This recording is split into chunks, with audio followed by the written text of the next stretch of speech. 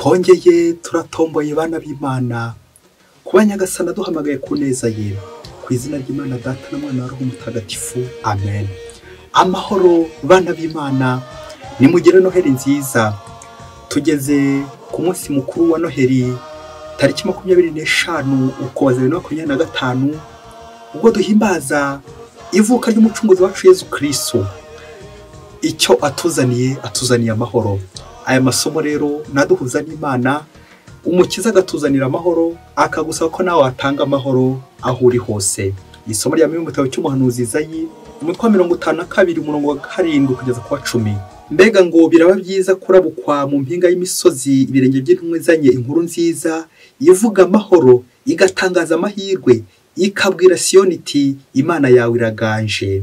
Umva ukuntu abarinzi bawe bahanikiye icyarimwe ijwi ry'ibisingizo, kuko biboneye n'amaso yabo Uhoraho agaruka muri Siyoni. Matongo ya Yerusalemu nimuhanike, murangurure icyarimwe amajwi y'ibisingizo, kuko Uhoraho umurije umuryango we agacungura Yerusalemu. Uhoraho agaragaje mu maso y'amahanga ububasha bw'ukuboko kwe gutagatifuza, bityo impande zose z'isi zizabone agakiza k'Imana yacu. Iryo ni ijambo ry'Imana. Zaburi ya 98, imipaka yose y'isi yabonye ugutsinda kw'Imana yacu. Nimuririmbire indirimbo cyo ko yakoze ibintu by'agatangaza. Indyo ye ukuboko k'ubutagatifu byatumye atsinda. Uhoraho agaragaje ugutsinda kwe, atangaza ubutabera bwe mu maso y'amahanga, yibutsa ubuntu bwe n'ubudahemuka bwe agirira inzu ya Isiraheli. Imipaka yose y'isi yabonye ugutsinda kw'Imana yacu. Nimusingize Uhoraho ku isi hose, nimuvuze impundu kandi muririmbe. Nimucurangire Uhoraho kunanga no mu majwi y'indirimbo, mu karumbeti no mu ijwi ry'impanda, nimusingize umwami Uhoraho. Imipaka yose y'isi yabonye ugutsinda kw'Imana yacu. Isomo rya Kanyumwe yandikiwe Abahebureyi, umutwe wa 2 umurongo wa 1 kugeza ku wa 6. Bavandimwe, Imana imaze kubwira abasokuruza bacu kenshi no ku buryo bwinshi ikoresheje abahanuzi, natwe muri iyi minsi turimo ari nayo y'imperuka yatubwirishije umwana wayo, ari we yageneye kwegurirwa byose, akaba ari nawe yabiremesheje byose iyo biva bikagera. Mwana uwo niwe buranga bw'ikuzo ry'Imana n'ishusho rya kamere yayo, ni nawe kandi uhagaritse byose ku bubasha bw'ijambo rye. Amaze rero kuhagira abantu ibyaha byabo, yicaye iburyo bwa nyirikuzo mu ijuru. Asumba atyo abamarayika, kuko n'izina yahawe ritambutse kure ayabo. Koko rero ninde wo mu bamarayika Imana yigeze ibwira iti uri umwana wanjye ninjye wakwibyariye uyu munsi, cyangwa se iti nzamubera umubyeyi nawe mbere umwana? Kandi igihe yohereje imfura yayo ku isi yaravuze iti abamarayika bose b'Imana bazamupfukamire. Iryo ni ijambo ry'Imana. Nyagasani Yesu nabane namwe. Amagambo w'ivanjiri ntagatifu yanditswe na Yohani, umutwe wa 1 umurongo wa 1 kugeza ku 18. Mu ntangiriro ijambo yariho, kandi ijambo yabanaga n'Imana, kandi ijambo akaba Imana. Ubwo mu ntangiriro yabanaga n'Imana, niwe ibintu byose bikesha kubaho, nta n'ikiremwa na kimwe cyabayeho bitamuturutseho. Yari asanzwe yifitemo ubugingo, kandi ubwo bugingo bukaba urumuri rw'abantu. Nuko urumuri rumurika mu mwijima, ariko umwijima wanga kurwakira. Habayeho rero umuntu woherejwe n'Imana, izina rye rikaba Yohani. Yazanywe no kuba umugabo wo guhamya iby'urwo rumuri, kugira ngo bose bamukeshe kwemera. Si wari urumuri, ahubwo yari umugabo uhamya iby'urwo rumuri. Jambo niwe wari urumuri nyakuri, rumurikira umuntu wese uza kuri iyi si. Yari mu isi kandi isi yabayeho kubwe, ariko isi irarenga ntiyamumenya. Yaje mu bye, ariko abe ntibamwakira. Nyamara abamwakiriye bose yabahaye ububasha bwo guhinduka abana b'Imana, abo ni abemera izina rye. Ntibavutse ku bw'amaraso cyangwa ku bushake bw'umubiri cyangwa se ku bushake bw'umuntu, ahubwo bavutse ku bw'Imana. Nuko Jambo yigira umuntu maze abana natwe, kandi twibonera ikuzo rye, ikuzo umwana w'ikinege akomora kuri se, akaba asendereye ubuntu n'ukuri. Yohani yabaye umugabo wo guhamya ibimwerekeyeho, maze arangura ijwi avuga ati nguyu ubona avugaga nti uje nkurikiye aranduta, kuko yariho mbere yanjye. Kandi twese twahawe ku busendere bwe, tugirwa ubuntu bugeretse ku bundi. Uko amategeko yatanzwe anyuze kuri Musa, ni nako ubuntu n'ukuri byatugejejweho binyujijwe kuri Yesu Kristo. Ntawigeze abona Imana na rimwe, umwana w'ikinege uba muri se niwe wayimenyekanishije. Iyo ni ivanjiri ntagatifu. Bayoboke b'Imana, nimugire Noheli nziza. umukiza yatuvukiye, nimuze tujye kumuramya. Buri wese ahari uwo mwegeranye umubwira uti gira Noheli nziza.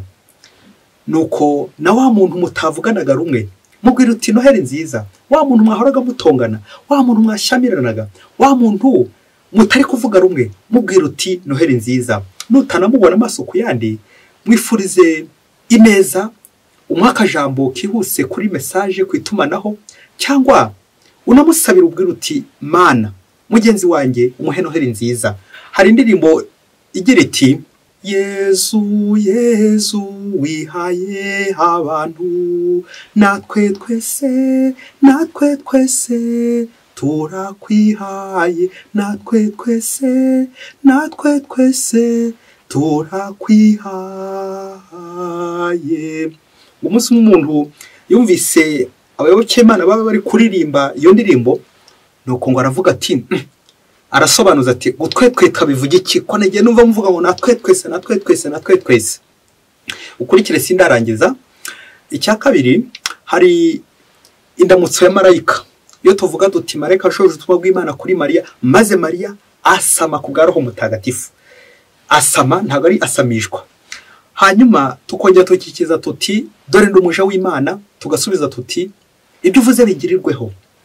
Hanyuma ubwa gatatu naho nshaka gutinda, wowe nanjye dushobora kuba twarahaguye kuko ngiye byambayeho tukiri abana, aho bavuga bati nuko jambo yigira umuntu, maze twese tukikiza tuti nuko abana natwe, nous les enfants, natwe abana. Icyo gihe twumvaga ngo natwe abana, tukumva nkaho hari uburenganzira bwacu bwapfukiranywe, umucunguzi agiye kuza natwe abana. Rero amasomo y'uno munsi turaza gutinda ahantu kuri natwe. Ese ni natwe twese cyangwa ni natwe abana? Ntabwo ari natwe twese, ntabwo ni natwe abana, ahubwo nuko jambo yigira umuntu maze abana natwe. Rero ntuze gutwetweta, ntuze kwigira umwana ngo wumve wakwikubira umumesiya wenyine, cyangwa wumve wararenganye ko Mesiya aziye gusabana. Ni nabyo koko nibyo, ariko Mesiya aziye abantu bose. Nuko jambo yigira umuntu maze abana natwe. Amen. Inyigisho y'uno munsi ikuye mu ijambo bita amahoro. Mesiya ugiye kuza azanye amahoro, jambo y'Imana ugiye kuza azanye amahoro. Turaza gukomeza tubona muri ano masomo uburyo jambo yigira umuntu maze akabana natwe. Amagambo atatu aza guturanga. Ijambo rya mbere riritwa ijambo, ijambo rya kabiri riritwa igikorwa, ijambo rya gatatu riritwa ubuzima, témoignage. La parole, l'action et le témoignage, la vie. Nkuko tubizi muri filozofiya, ijambo rihamagara igikorwa. Ijambo ari ryiza rihamagara igikorwa cyiza. Ijambo ari ribi nanone rihamagara igikorwa kibi. Igikorwa cyamara kuboneka, noneho ubwo nibwo buzima, témoignage, ukubaho ubuzima urimo. Ngiye inkuru nziza kumvise mu isomo rya mbere. Uje ni umunyamahoro, inkuru nziza y'amahoro. Ibirenge by'intumwa bizanye inkuru nziza y'amahoro. N'isomo rya kabiri by'uno munsi riratubwira uburyo Imana avugisha abahanuzi benshi mu isezerano rya kera, ariko muri iyi minsi ya nyuma, iyi minsi ya nyuma mubyeyi we, Imana yiyiziye. Imana ubwayo yiyiziye, yohereje umwana wayo kugira ngo noneho yereke abantu ko byakomeye, yereke abantu ko ibakunda. Nibwo yiyiziye ubwayo ikayigerera, Imana ubwayo ikiyizira. Izanye iki? Izanye amahoro. Ngiye n'ivanjiri uno munsi, prologue de Saint Jean. Yohani ageza gutubwira uwo jambo, ijambo ryigize umuntu, ko Imana yavuze rimwe gusa. Twongera dutekereza mu gitabo cy'intangiriro, Imana iravuga byose bigahita biba. Imana iravuga ikarema. Iri jambo ry'Imana ni Yezu Kristo ubwe, verbe de Dieu, wigize umuntu, verbe se fait chair. Icyo ni igikorwa, nuko abana n'abantu, la vie, le témoignage, ubuzima bw'Imana hamwe n'abantu. Imana ikamanuka kugira ngo ibane n'abantu muri bwa buzima bwo kwiyoroshya, igasangira n'abantu kamere muntu yuzuye isayo uretse icyaha. Imana ikaza mu bantu kugira ngo iturane n'abantu. Ngaye magambo atatu ajye kugenda tumurikira kugira ngo dutekereze kuri ubu butumwa Nyagasani tuzaniye ubutumwa bw'amahoro. Uko ijambo yigira kurema igikorwa akigira umuntu kugira ngo abantu babeho. Uyu munsi n'umunsi uko mu munsi wa Noheli twibuka ivuka ry'umukiza wacu Mesiya waducunguye. Naha natwe amavuko yacu ashamikiye. Muri make ni nkaho twese twagize birthday, ni nkaho twese twagize isabukuru. Turi guhimbaza Yezu Kristo waducunguye. twese twaravutse, twese turiho kubera impuhwe z'Imana. Yesu Kristo wadukije, Yesu Kristo waducunguye. None n'umunsi wo kuvuga ko twese turiho, ngaho ugira mugenzi wawe uti urakabaho, urakarama. Dushima Imana ko yaguhaye kubaho, bimubwire. Nuko rero nawe icyo twagusaba uno munsi nuko ijambo ryawe ryaba ririhamagara igikorwa cyiza cyo kugira ngo abantu babeho neza mu mahoro, kubana. Ijambo y'Imana ubana natwe, twega abanyabyaha, Imana igafata icyemezo cyo kuza kubana natwe. Nta yindi kadi ikomeye Imana yahaye abantu usibye umwana wayo. Yemeye kwitanga. Imana yakunze abantu. Kuko bisanga mu Evangelii ya Yohana umutwe wa 3 cya kiganiro cya Yesu na Nikodemu, kadi ikomeye Imana yahaye abantu nuko Imana itabivuze mu magambo gusa, ahubwo yanakoze n'igikorwa cyo kurekura umwana wayo akitangira abantu bwa buzima. Ngiryo ijambo, ngiki gikorwa, ngubu ubuzima Yesu Kristo waje kugira ngo abane natwe, atuzanira amahoro. Mubyeyi, muvandimwe, wowe ugezeho ubanira abandi neza mu mahoro.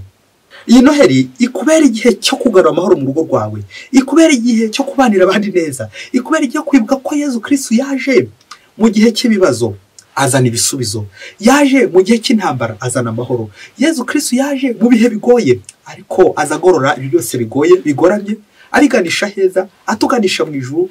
Nimugire Noheli nziza. Mubyeyi, iyi nkuru yumve, niba uri umutegetsi, niba uri umuyobozi, niba hari abantu ushinzwe, iyi nkuru yumve. Umunsi umwe hirya kure cyane muri Afurika, Trelwe, ngo mu karere kamwe hari harimo ibibazo bikomeye cyane, indwara, intambara, ibibazo byinshi cyane, imidugararo, imyivumbagatanyo, akavuyo, abantu bagahunga, inzara, ubukene, ibibazo byinshi cyane muri baturage. Umutekano ari muke, abantu bapfa, abandi bashyingurwa, abandi bavuka ariko bagapfa, benshi cyane, imvururu, amahoro yarabaye make. Urumva muri ibyo bihe inzara yaraje, gusenga birakendera, gusangira nabyo birakendera, abantu barahunga, mbese ubuzima burakendera, burahagarara. Dore ko urumva no guhura n'Imana byari bigoye muri icyo gihe, kuko abantu barimo bikizwa n'amaguru bari guhunga kubera intambara, iyo midugararo n'ibindi byinshi cyane bibuza amahoro. Nuko kera kabaye byari yuko Nyagasani urebera umutindi adahumbya. Igihe kiza kugera muri ka karere, abaturage bagiye kumva, bumva ko hari umuyobozi ukomeye cyane uzaza kubasura muri aka kaga barimo, ngaho umuyobozi ukomeye cyane ku isi wari uje kubasura. Bamwe batashobora kuba ari papa cyangwa undi mutegetsi ukomeye cyane ufite ubwo bubasha, uje guhumuriza iyo mbaga. Ngo iyo mbaga yari mu karengane, mu gahinda, mu ntambara.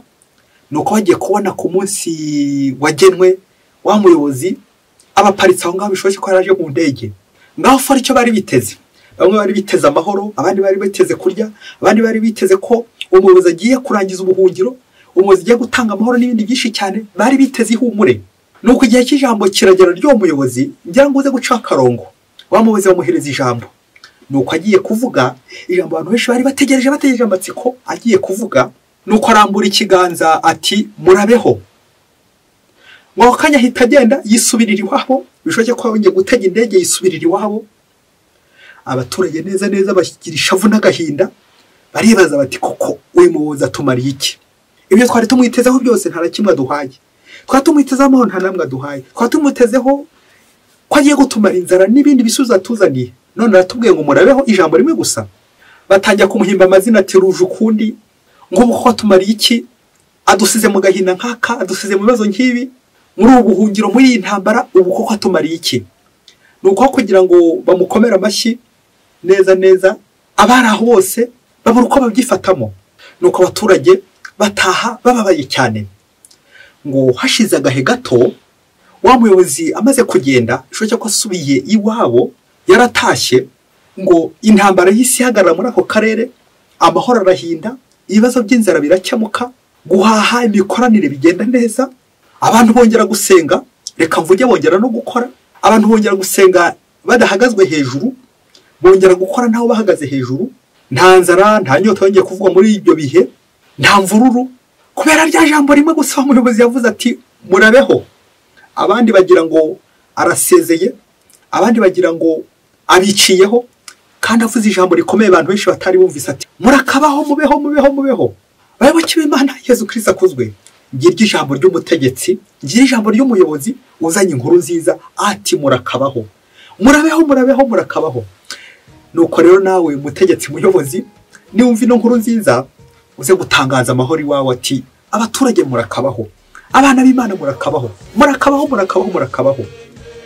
Umuyobozi wese nubwira abashinze ati murakabaho, ngako akajambo kamwe kahinduye amateka y'abaturage, none barishimye bariho mu mahoro. Ngiye inkuru nziza umukiza tuzaniye ati murakabaho. Ariko se twabaho dute hari abandi bari gutubuza amahoro? Twabaho dute hari abandi bategetsi bino Nyagasani yatumye ngo batanye amahoro, none akaba atari kuyatanga? Twabaho dute hari abayobozi bakomeye baryamye ku mahoro, bafite igitebo cy'amahoro, bafite umufuka w'amahoro Nyagasani yabihereye, none bakaba atari kuyaduha? Bayobozi nidutanye amahoro, reka dusoreze ku bintu bitatu biza kongera kugufasha gucengera neza ubutumwa bwa Noheli, ubutumwa bw'amahoro. Icyambere, tugize abayobozi bacu umwuka wera akabakoreramo, umwuka w'Imana ukabakoreramo, Roho Mutagatifu akabakoreramo, nuko bakabwira imbaga y'uno munsi ati nimugire amahoro, murakabaho. Abayobozi bacu bakajya ku maradiyo, amateleviziyo, mu binyamakuru bakavuga bati amahoro muri aka karere, amahoro muri ibi bihugu, amahoro ku isi, twamererwa neza. Icyo nicyo Mesiya yazanye. Mesiya yatumye abayobozi ngo batanye amahoro. Kuki ngiye umuyobozi ari kuyatanga? Wifuriza abantu amahoro, des adieux, nimubeho, vive, murakabaho. Kandi ubivuze byakunda, kuko Imana yaguhaye amahoro. Nurangiza nyine ngo yahe abandi, kwagufungura nyine ugafungura abandi amahoro. Icya kabiri twazirikana, la force de la parole, imbaraga z'ijambo. Bavuga ko ijambo ryiza ari murumuna w'Imana, ariko n'ijambo ribi ni mukuru wa shitani. Kongera dutekereza uburyo yazaza abantu bakagira amahoro, ariko yazaranaza n'ubundi hakagira abandi babuza abandi amahoro. Imana yaravuze iti abantu nibabeho, no kwizana umwana w'ikiniye ku isi. Abantu nibakire, Yesu Kristo araza yigira umuntu. Abantu nibakizwe, Yesu Kristo abamuka ku musaka kugira ngo dukire. Hagomba kuboneka ibitambo kugira ngo amahoro aboneke. Ibyo bitambo ni bande? Ngaya amahoro Nyagasani adusaba gutanga ndetse no guha abagenzi bacu. Ngo ijambo y'Imana yagize umuntu maze abana natwe kugira ngo tumererwe neza, twishime, tugire amahoro. Wasanga hari abantu buje amahoro nawe, wasanga hari abantu uri gutezaho intambara, kandi Nyagasani araguhaye amahoro kugira ngo nawe yihe abandi. Icya gatatu, ngo hari umuntu bigeze babaza bati ngo ubu wakugira Imana umunsi umwe wabigenza ute? Nuko ngo arasubiza ati wangira Imana umunsi umwe, akangira Imana umunsi umwe rimwe gusa. Abantu nabamara. Ati kubera iki se? Abantu nabagome niba bisha nabamara. Babakira Imana nimugire amahoro. Tekereza nawe waguha ubutegetsi umunsi umwe cyangwa ubuyobozi umunsi umwe, wagenzeza utabantu. Ari gihe waba ufite nyine ububasha, ukuboko kwawe kw'indyo kukaba kurimo amahoro, yandi inyuma naho ak'ibumoso karimo umuhoro. Ongera utekereze nawe, Imana ko yaguhaye ububasha, wasanga utwaye umuhoro gusa, kandi Imana yaraguhaye amahoro. Wasanga utwaye umuvumo, kandi Imana yaraguhaye umugisha guhereza abantu.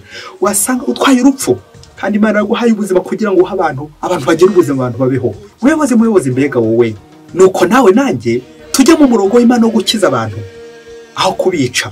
Tujya mu murongo w'Imana wo kugira abantu neza, kubazanira amahoro.